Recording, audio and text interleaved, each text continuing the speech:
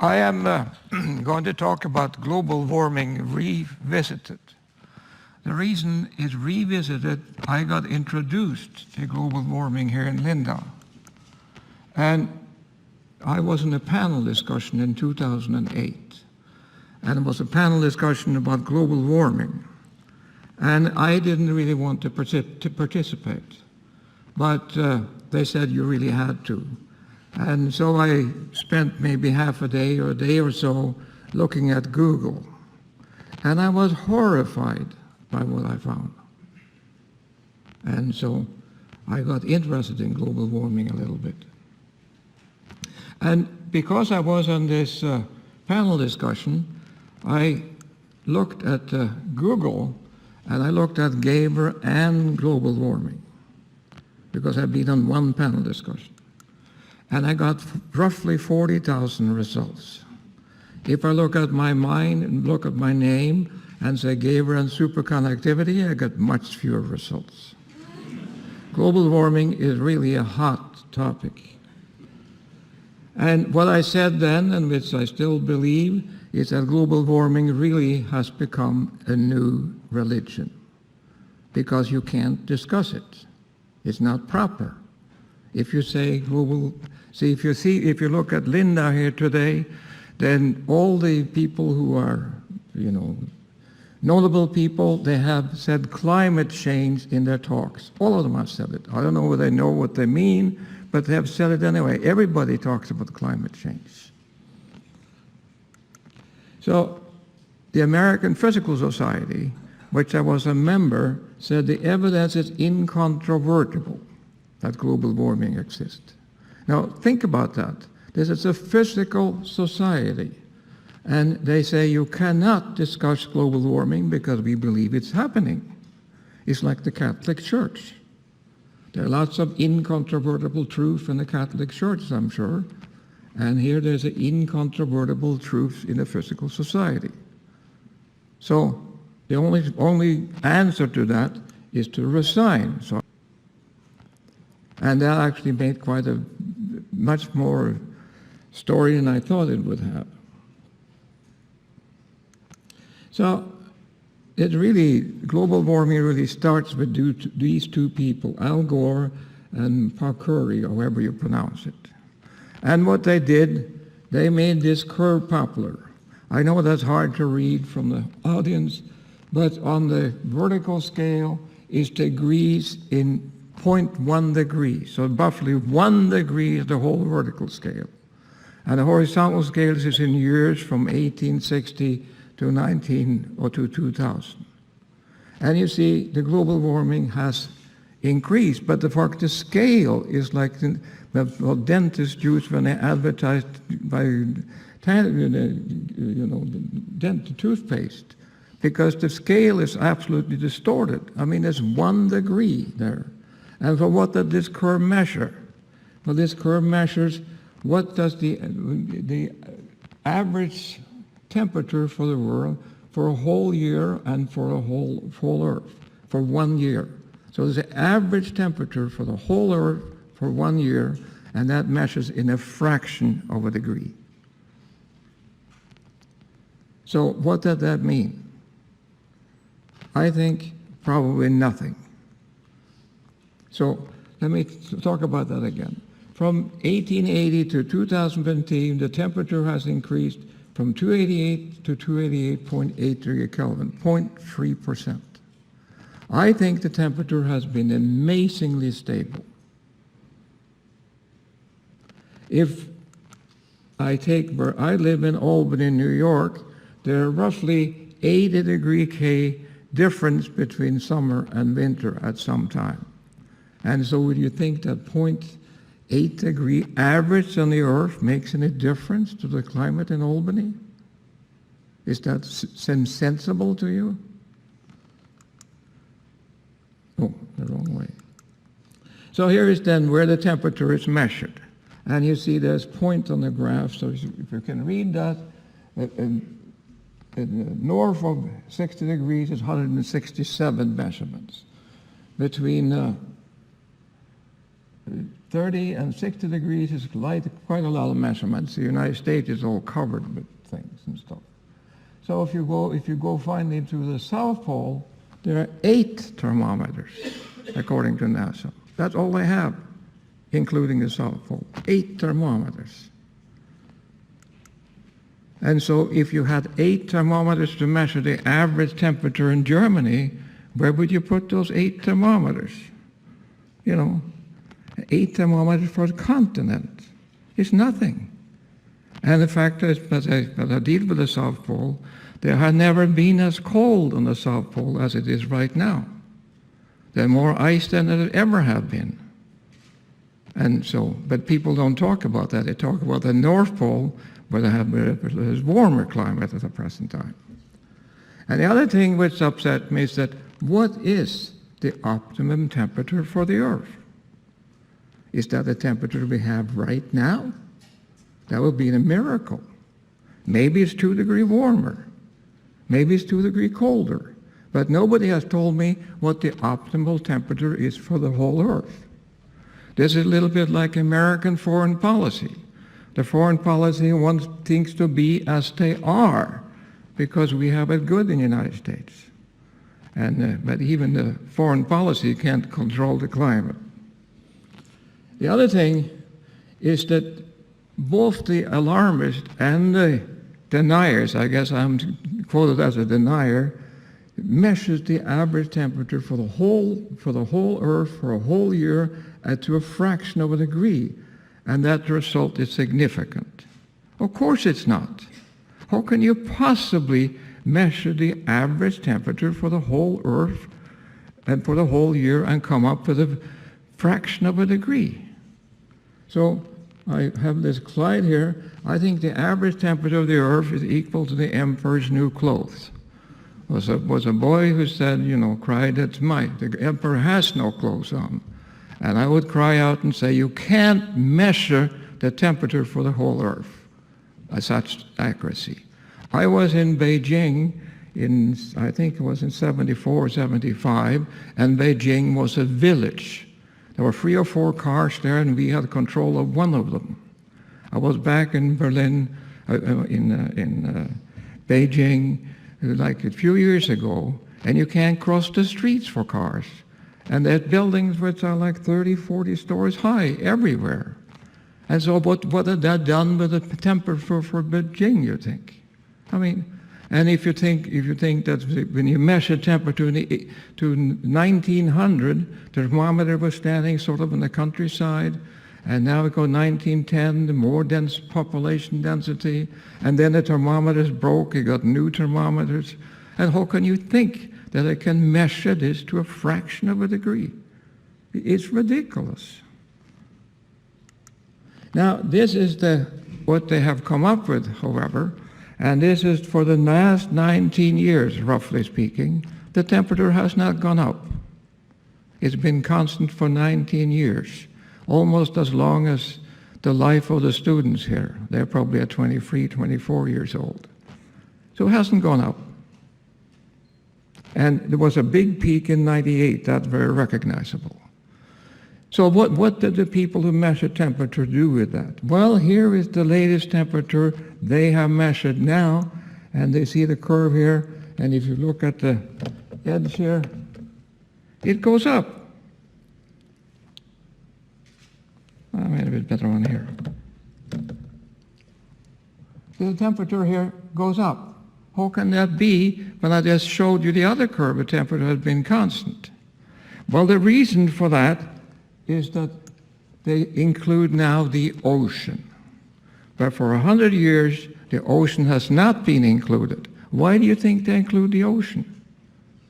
Because it's more accurate, or because they can fiddle with the data?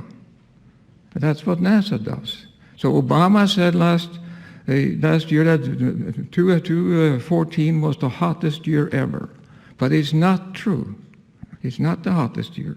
So if you don't believe I'm cheating you, here's some satellite data, and this is the peak in 98, and you see basically the satellite data shows the same thing.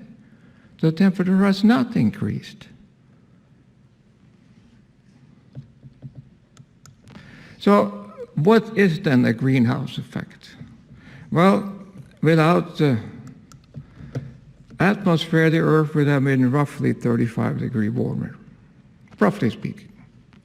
Now, from 1898 to 1998, the temperature has increased 0.8 degrees.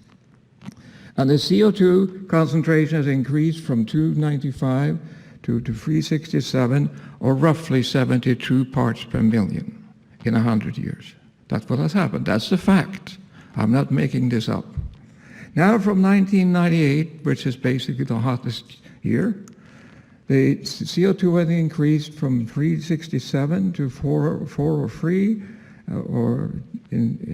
roughly 36 parts per million. That's half of the previous increase. So why hasn't the temperature increased 0.4 degrees then?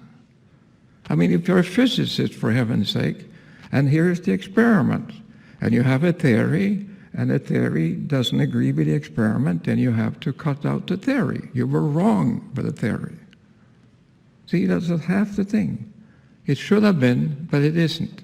So you can't believe then the people who are the alarmists say that CO2 is a terrible thing, and therefore you have to not drive and use solar cells and stuff because otherwise the world will go to pot. But it's not true. It's absolutely not true. So nature, in its wisdom, this was happened actually in 2012 when I gave another talk on global warming here, has come up with a magazine. And they want to cash in on the fad. My friend said I shouldn't make fun of nature because then I won't publish my papers. But I don't publish my papers anyway, so I'm safe there. So they had an article in there, for example, that corn yield in Africa decreased 1% for each day over 30 degree Kelvin. See, that's a very difficult thing to determine. But they published that article anyway. There was nothing saying in Nature that in the United States we put 10% alcohol into gasoline. That's the most stupid program America ever done. But all the gasoline should have 10% ethanol in it. And that comes from corn as well, from corn grown in Iowa, I guess. And that's food. So for reason we do this, that food is much more expensive now because we do this. It's very costly and very stupid. But that's what the United States, sometimes the United States do stupid things. And nobody mentioned nature how important the CO2 is for plant growth. If you have more CO2, the plant grows faster. People use greenhouses and put CO2 in greenhouses to get a higher yield. But now, since the CO2 has increased, we get more plant and more grows faster. It's a wonderful thing, but they don't talk about that in nature. And also, nobody says big trees here in Lindau, for example, the beautiful trees are actually starving. But when a plant developed photosynthesis, there was much more carbon dioxide in the air. And so they could use much more, but there isn't any. So the plants are really starving. But they don't talk about how good it is for agriculture that CO2 is increasing. Here's another thing from nature, just to show you how ridiculous things are. There's a guy here says, or the guy or girl, I don't know, that the shrinking victims because of global warming is cotton, corn, strawberries, etc. These are things that get smaller because of global warming. So I read out strawberries here because they grow strawberries in Italy, and they grow strawberries in Norway. I never seen any difference in the size of the strawberries grown in Italy and Norway, but apparently they are. And if you're going to make a statement on that, how many strawberries has to count and weigh and deal with? See, it's ridiculous. And then it says here, herring is also smaller. But we've catch a lot of herring in Norway. I never heard anybody say that. But they claim that all these things, lynx, wood rats, squirrels, shrimp, scallop, cotton, corn, everything gets smaller because of global warming. Published in Nature. So unfortunately, it is not true for people. So That's a... So here's another one. Here's see, all this you can do, which I did when I went on that panel discussion. Here they say melting Greenland. And you look at that picture, it's carefully done, some people standing in the ice, and a river flowing off, and you think Greenland will disappear. But the information on the internet, which is wonderful, and I looked it up, there are 4 harbors in Greenland. And this is the name of the harbors. I won't pronounce them, but you see the coldest years include 1992, 1997, and so on. The one on the here are the coldest years. And here are the warmest years. And so the warmest years basically the 1930. And those are the facts. Those are the temperature the people in the harbors in Greenland has measured over the years. And it doesn't look like it's getting any warmer. I mean, I don't understand it. Where does the data come from? Who says what this says? Now, of course, global warming is supposed to cause the climate change. That's what it was. But the climate changes anyway. The climate has always changed. But the people who believe in global warming say the reason climate changes is because of global warming. And the World Meteorological Organization said you need 30 years to determine the climate. So this is a difficult slide to see here, but this is the rainfall in lots of places all over the world. But if we focus on this one here, this is the Dust Bowl in the Midwest in the 30s. You see we have the Dust Bowl there. And you look at here in Africa, the huge amount of rain. The climate has changed everywhere, all the time. And that was before we talked about global warming. And the people in the Dust Bowl, people know how to move to California. So the Steinbeck wrote the story of the Grape of Wrath about that. It was a very wonderful story. And so this has happened all the time, happened everywhere, and it's nothing to do with global warming. So when I ask people then, why is the climate change? Why? The temperature has not changed, so why do they talk about it? Another thing which amazes me really is that when they talk about climate change, it's always to the worse. See, the climate also changes to the better. And if climate changes, you have a 50% chance anyway, you got to be better someplace, for heaven's sake. It can't always be to the worse. So then comes the clincher. If climate change doesn't work to scare people, we can scare people talking about extreme weather. That must work. So here is extreme weather. And the question is the ocean level rising? Well, here is a graph. It's hard to see where you sit again, but this scale is in thousands of years, and this scale is in meters. If you look at the recent scale, then you see it here, this scale down, you can maybe read that, and this scale here is in centimeters. And for the last 100 years, the ocean has risen 20 centimeters. But for the previous 100 years, it also rose to 20 centimeters. And for the last 300 years, ocean has risen 20 centimeters 100 years. And so there is no unusual rise in the sea level. And to be sure you understand that, I'll repeat it. There is no unusual sight in the sea level. And here is the hurricanes in the United States for 150 years. Hurricanes are supposed to be much worse now because of the weather has gotten 0.8 degrees warmer. I mean, on the average. But you see, there are no such thing. If anything, we've entered a period of low hurricanes. These are the facts. I don't make up these facts. And actually, when I gave this talk in Linda in 2012, the criticism I got, I'd never published anything in global warming. But you don't have to publish things. You don't have to even be a scientist to look at these figures. And you understand what it says. And the same thing is for the tornadoes in the United States. It looked like we're in a low period in the last few years. That's only 50 years of data or so. But see, what people say is not true. I talked to a journalist yesterday from D-Site, and he's supposed to be here. I don't know if he's here or not. And I asked how many articles he published, but this says that global warming is a good thing. And they probably don't publish that at all. It's always negative, always. So here is a picture, see how ridiculous things do. I hate to make fun of Norway because I'm Norwegian, but I think I can deserve this anyway. There's an oil platform laying about there. That is 200 miles from the coast of Norway. It's an oil platform. It's a very, very lucrative oil platform. And what they're going to do with that, they're going to electrify it. On the platform, of course, they have lots of natural gas, and they have gas turbines and stuff. There's no problem with power.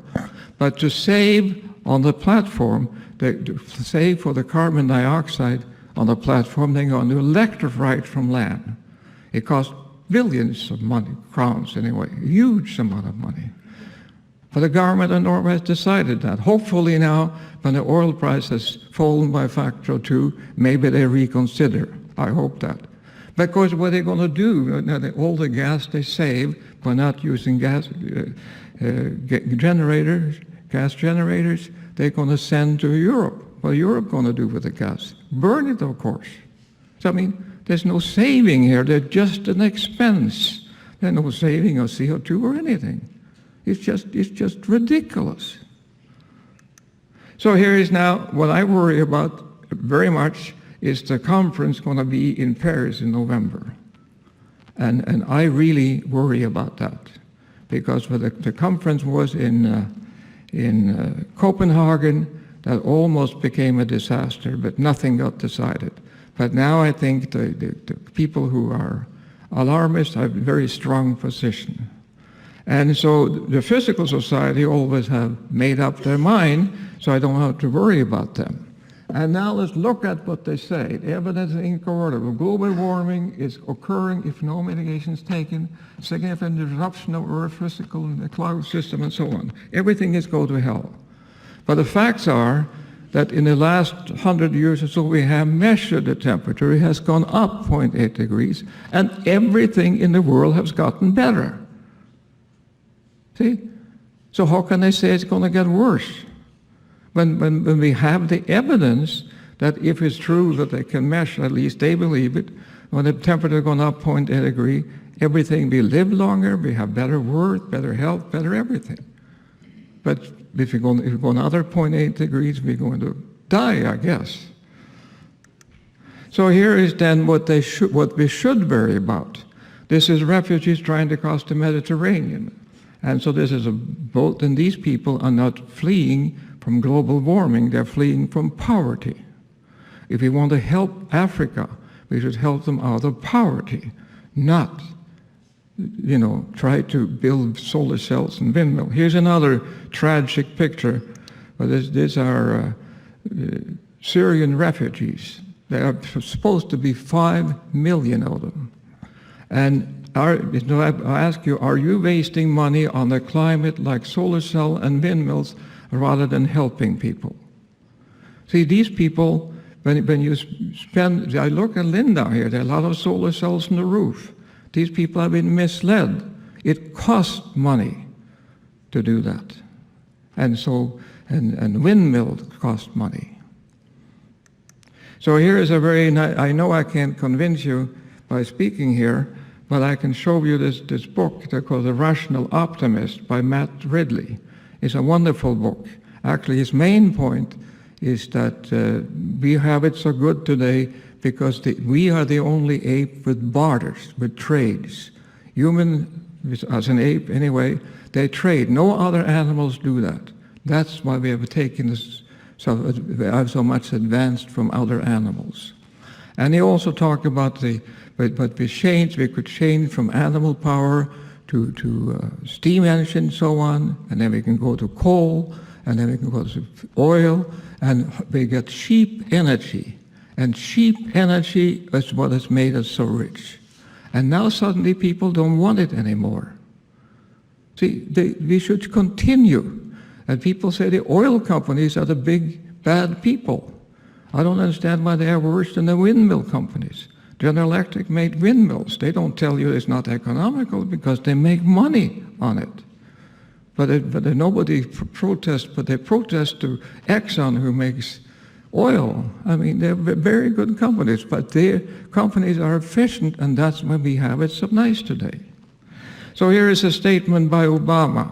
He gave a recent speech at the college in the United States, and he said, "No challenge poses a greater threat to future generations than climate change." That's what he said. That's a ridiculous statement. See, the United States probably kills maybe a few hundred people a day. They probably have killed 1 million or several million people the last 10 years or so. We've been at war. And the biggest problem Obama faces is climate change. How can he say that? And I say this to Obama, "Excuse me, Mr. President, but you're wrong." See, he's dead wrong. And I said that once I was part of an ad in the Time magazine, and I said the same thing. Because I think Obama is a clever person, but he gets bad advice. And in global warming, he's all wet. See, I would say that the global warming basically is a non-problem. Just leave it alone, take care of itself. I can give you one example of that, and this is a little difficult, but I got it from a man named Eli Sampson. And he said, consider a large room, 20 by 20 by 10 feet. That's a large living room. And now I want to seal this room off from the rest of the world. And in the rest of the world, you have all these evil cars who have exhaust and spew out carbon dioxide in the atmosphere. So the question he raises then is after 1 year, when this room has been sealed off, how many matches do you have to light in this room to catch up with the cars? Any guesses on that? Probably nobody wants to guess that. But if you take this room and so many matches you have to light, if you light one single match, it brings the room up to 20 years of driving. 20 years. One match in a big room. It's the same number of carbon dioxide as all the cars in the world, which is 1 billion cars. Physicists are very good at this calculation. I was worried about when I got this letter from him, and I checked it. And on the internet, you can find how many cars there in the world. You can find how much they drive, and you can find all sorts of things. So you see, it's just one of these things. And it's hard for me. It's really very hard for me to understand that almost every government in Europe, and except I think Polish government, are worried about global warming. It must be politics. So finally then, I think what we really have to do, we have to learn to live with change. It's climate changes, climate has always changed. We can't control that, so there's nothing we can do. And here is a picture of me and my wife when we got married 60 years ago. And here you can see how we have changed. And we have to live with that. And also you see what we changed, we have a color photo now. See, it wasn't color when we got married, so that's a change. And I will also say, so far we have left the world in a better shape than when we arrived, and this will continue, with one exception. We have to stop wasting huge, and I mean huge amount of money on global warming. We have to do that. But that may take us backwards. See, people think that things are sustainable, but they're not sustainable. So anyway, that was all I'm going to say. So thank you very much.